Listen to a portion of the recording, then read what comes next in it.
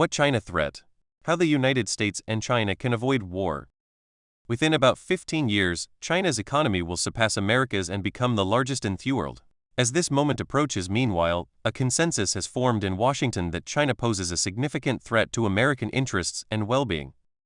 General Joseph Dunford, the chairman of the Joint Chiefs of Staff (JCS), has said that China probably poses the greatest threat to our nation by about 2025. The summary of America's 2018 National Defense Strategy claims that China and Russia are revisionist powers seeking to shape a world consistent with their authoritarian model, gaining veto authority over other nations' economic, diplomatic, and security decisions. Christopher Wray, the FBI director, has said, "One of the things we're trying to do is view the China threat as not just a whole-of-government threat, but a whole-of-society threat, and I think it's going to take a whole-of-society response by us." So widespread is this notion that when Donald Trump launched his trade war against China in January 2018, he received support even from moderate figures such as Democratic Senator Chuck Schumer. Two main currents are driving these concerns.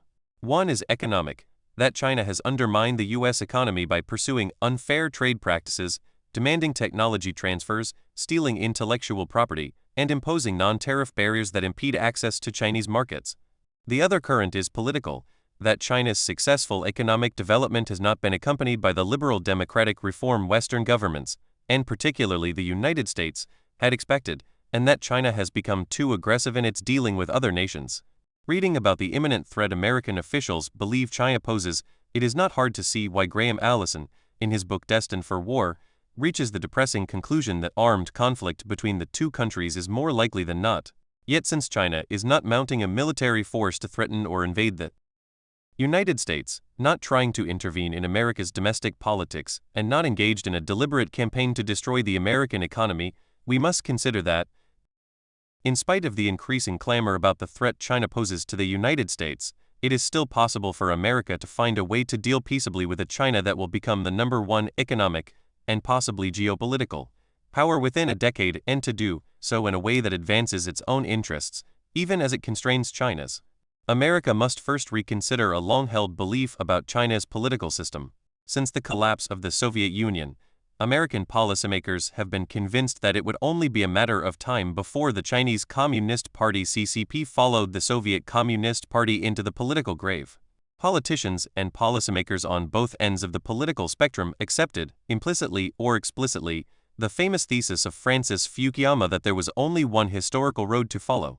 When Bill Clinton explained in March 2000 why he supported China's admission to the World Trade Organization, he stressed that political liberation would inevitably flow from economic liberalization, concluding that if you believe in a future of greater openness and freedom for the people of China, you ought to be for this agreement. His successor George W. Bush shared the same conviction. In his 2002 National Security Strategy, he wrote, "In time, China will find that social and political freedom is the only source of that national greatness." Hillary Clinton was more explicit. According to her, by persisting with Communist Party rule, the Chinese are trying to stop history, which is a fool's errand. They cannot do it. But they're going to hold it off as long as possible. It is worth considering the conviction of American policymakers that they could so confidently dispense political prescriptions to China. No other empire, of course, has accumulated as much economic, political, and military power as the United States has. Yet, it has still been less than 250 years since the Declaration of Independence was signed, in 1776. China, by contrast, is considerably older, and the Chinese people have learned from several thousand years of history that they suffer most when the central government is weak and divided, as it was for almost a century after the Opium War of 1842, when the country was ravaged by foreign invasions, civil wars, famines, and much else besides. Since 1978, however, China has lifted 18 million people out of poverty and created the largest middle class in the world. As Graham Allison wrote in an op-ed for China Daily, an English-language newspaper owned by the Chinese government, it could be argued that 40 years of miracle growth have created a greater increase in human well-being for more individuals than occurred in the previous more than 4,000 years of China's history. All this has happened while the CCP has been in power. And the Chinese did not fail to notice that the collapse of the Soviet Communist Party led to a decline in Russian life expectancy, increase in infant mortality, and plummeting incomes. In American eyes, The contest between America's and China's political systems is one between a democracy, where the people freely choose their government and enjoy freedom of speech and of religion, and an autocracy, where the people have no such freedoms. To neutral observers, however, it could just as easily be seen as a choice between a plutocracy in the United States, where major public policy decisions end up favoring the rich over the masses, and a meritocracy in China, where major public policy decisions made by officials chosen by party elites on the basis of ability and performance have resulted in such a striking alleviation of poverty. One fact cannot be denied. In the past 30 years, the median income of the American worker has not improved. Between 1979 and 2013, median hourly wages rose just 6% less than 0.2% per year. This doesn't mean that the Chinese political system should remain in its current form forever. Human rights violations such as the detention of hundreds of thousands of Uyghurs remain a major concern. Within China today, there are many voices calling for reforms. Among them is the prominent liberal scholar Zhu Jilin. And in Rethinking China's Rise, a liberal critique, David Ownby has produced an excellent English translation of 8 essays Zhu has written over the past decade. Zhu lodges his sharpest criticisms against his fellow Chinese scholars, and especially against what he sees as their excessive focus on the nation-state and insistence on China's essential cultural and historical difference from Western political models. He argues that this overemphasis on particularism, in fact, marks a departure from traditional Chinese culture, which, as exemplified by its historical Tangxia model of foreign relations, was a universal and open system. Criticizing the blanket rejection by extreme nationalists among his Chinese academic peers of anything created by Westerners, Zhu argues instead that China has historically succeeded because it was open. However, not even a liberal like Zhu would call for China to replicate the American political system. Instead, he argues that China should employ her own cultural traditions through promoting a new Tangxia. On the domestic front, Han people and the various national minorities will enjoy mutual equality in legal and status terms, and the cultural uniqueness and pluralism of the different nationalities will be respected and protected, while its relations with other countries will be defined by the principles of respect for each other's sovereign independence, equality in their treatment of each other, and peaceful coexistence. China's political system will have to evolve with its social and economic conditions, and in many respects it has evolved significantly, becoming much more open than it once was. When I first went to China in 1980, for instance, no Chinese were allowed to travel overseas as private tourists. Last year, roughly 134 million traveled overseas, and roughly 134 million Chinese returned home freely. Similarly, millions of the best young Chinese minds have experienced the academic freedom of American universities. Yet, in 2017, 8 in 10 Chinese students chose to return home. Though the question remains, if things have been going well, why is Xi imposing tighter political discipline on Communist Party members and removing term limits? His predecessor, Hu Jintao, delivered spectacular economic growth, but this period was also marked by a spike in corruption and party factionalism led by Bo Xilai, the Chongqing Party secretary who tried to challenge Xi's rise to power, and Zhu Yongkang, the powerful domestic security chief under Xi's predecessor. Xi believed these trends would delegitimize the CCP and end China's successful rejuvenation. Against these dire challenges, he saw no realistic alternative to reimposing strong central leadership. Despite doing this, or because he did this, Xi remains hugely popular. Many in the West have been alarmed by the enormous power Xi has accumulated, taking it as a harbinger of armed conflict. Xi's accumulation of power, however, has not fundamentally changed China's long-term geopolitical strategy. The Chinese have, for instance, avoided unnecessary wars. Unlike the United States, which is blessed with 2 non-threatening neighbors in Canada and Mexico, China has difficult relations with a number of strong, nationalistic neighbors, including India, Japan, South Korea, and Vietnam. Quite remarkably, the 5 permanent members of the UN Security Council, China, France, Russia, the United States, and the United Kingdom, China is the only one among them that has not fired a single military shot across its border in 30 years, since a brief naval battle between China and Vietnam in 1988. By contrast, even during the relatively peaceful Obama administration, the American military dropped 26,000 bombs on 7 countries in a single year. Evidently, the Chinese understand well the art of strategic restraint. There have, of course, been moments when China seemed close to war. Richard McGregor's book, Asia's Reckoning, which focuses on the strategic relationship between the United States, China, and Japan since the post-war period, vividly documents the precarious moments between China and Japan since 2012. After Japanese Prime Minister Yoshihiko Noda nationalized the disputed Senkaku Islands in September 2012, Chinese and Japanese naval vessels came perilously close to each other.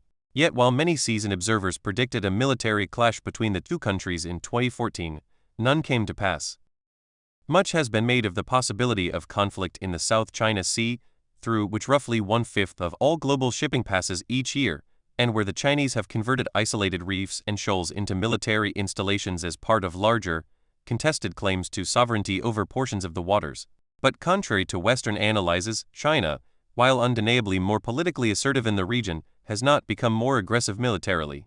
The smaller, rival claimants to sovereignty in the South China Sea, including Malaysia, the Philippines, and Vietnam, control a number of islands in the waters. China could easily dislodge them. It has not done so. When considering the familiar narrative of Chinese aggression in the South China Sea, it must be remembered that the United States itself has missed opportunities to diffuse tensions there.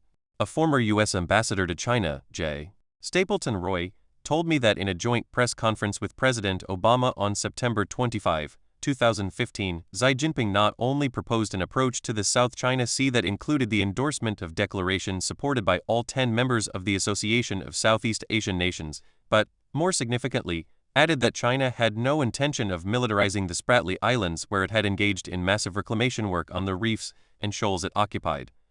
Yet the Obama administration made no effort to pursue China's reasonable proposal. Instead, the U.S. Navy stepped up its patrols. In response, China increased the pace of its construction of defensive installations on the islands. Just as careful diplomacy is required in military matters, it is also integral to America's economic relations with China. Virtually no well-known mainstream economist agreed with Trump, or his top trade advisor Peter Navarro, and Trade Representative Robert Lighthizer, that America's trade deficits were the result of unfair practices by other countries. Martin Feldstein, the former chairman of Ronald Reagan's Council of Economic Advisers, has pointed out that America's global trade deficit is due to the fact that its consumption outweighs its domestic production. Imposing tariffs on low-cost Chinese goods will not rectify this structural feature, but will serve only to make many essential goods less affordable to ordinary Americans. Trump's trade war against China nevertheless won him broad mainstream support, which was the result of a major mistake that China has made. It ignored growing perceptions and complaints, including by leading American figures, that China has been fundamentally unfair in many of its economic policies. The U.S. has a strong case against China in alleging that China persists with discriminatory policies that favor local companies and penalize foreign firms, as George Magnus notes in Red Flags, recommending that the United States engage China in a dialogue to encourage the latter to open up market access in non-politically sensitive commercial and service-producing sectors through avenues such as the U.S.-China Comprehensive Economic Dialogue. Magnus's suggestion of dialogue through existing institutions is a far wiser route for America to take than Trump's trade war. If the Trump administration had focused its economic campaign against China on the areas of these unfair practices, it would generate a great deal of global support for this campaign. Indeed, the WTO provides many avenues to do so. Conceivably, China may also privately acknowledge mistakes made in these areas and alter its policies. However, the growing perception in China and beyond was that the real goal of the Trump administration was not just to eliminate unfair trade practices, but to undermine or thwart China's long-term plan to become a technological leader in its own right. Although the United States has the right to implement policies to prevent the theft of its technology, as Martin Feldstein has indicated, this should not be conflated with its efforts to thwart China's long-term, stated industrial plan, Made in China 2025, designed to make China a global competitor in advanced manufacturing, focusing on industries like electric cars, advanced robotics, and artificial intelligence. Both Feldstein and Magnus agree that in order to maintain supremacy in high-tech industries like aerospace and robotics, the U.S. government, rather than pursuing tariffs, should invest in areas such as higher education and research and development. In short, America needs to develop its own long-term economic strategy to match that of China. In both policy and rhetoric, it is clear to see that China's leadership has a vision for its economy and people. Plans like Made in China 2025 and the infrastructure projects are undertaken in the Belt and Road Initiative (BRI), such as the construction of high-speed railways, demonstrate China's efforts to become a global competitor in new, advanced industries. At the same time, China's leaders have emphasized that the country can no longer pursue GDP growth at the expense of social costs such as inequality and environmental pollution. This Xi made clear when he declared in 2017 that the principal contradiction facing Chinese society is now between unbalanced and inadequate development and the people's ever-growing needs for a better life. As Magnus sums it up, this means a shift in focus to improving the environment and pollution, lowering income and regional inequality, and strengthening the social safety net. Although, as Magnus writes, China's economy faces several important challenges, China's leaders have, at the very least, taken steps to address them. It is time for the United States to do the same. However, to work out a long-term strategy, America needs to resolve a fundamental contradiction in its economic assumptions. Most sophisticated American economists believe that government-led industrial policies do not work, arguing instead for free market capitalism. If this American belief is correct, Trump's main trade negotiator, Robert Lighthizer, should not have opposed China's 2025 government-led plan to upgrade its technological capabilities. Lighthizer should have sat back and allowed this Chinese industrial initiative to fail, as the Soviet Union's economic plans did. However, if Lighthizer believed that the 2025 plan could succeed, he should have considered the possibility that America should revisit its ideological assumptions and, like China, formulate a long-term comprehensive economic strategy to match the Chinese plan. Even Germany, arguably the world's leading industrial power, has such a strategy, called Industry 4.0. It's obviously less intrusive than the Chinese version of industrial policy, which, as Scott Kennedy of the Center for Strategic and International Studies has described, involves the state playing a significant role in providing an overall framework, utilizing financial and fiscal tools, and supporting the creation of manufacturing innovation centers. Why couldn't the United States formulate a plan to match? Ironically, the best country that the United States could work with in formulating such a long-term economic strategy might well be China. China is keen to deploy its $3 trillion reserves to invest more in the United States. Adam Posen, the head of the influential Peterson Institute for International Economics, has already noted that Trump's trade war with China and the rest of the world has led to net foreign investment in the United States to fall to nearly zero in 2018. America should also consider participating in China's Belt and Road Initiative, the Chinese governmental program launched in 2013 to strengthen regional economic cooperation in Asia, Europe, and Africa through massive investments in infrastructure.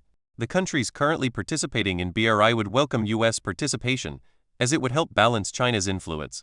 In short, there are many economic opportunities America could take advantage of.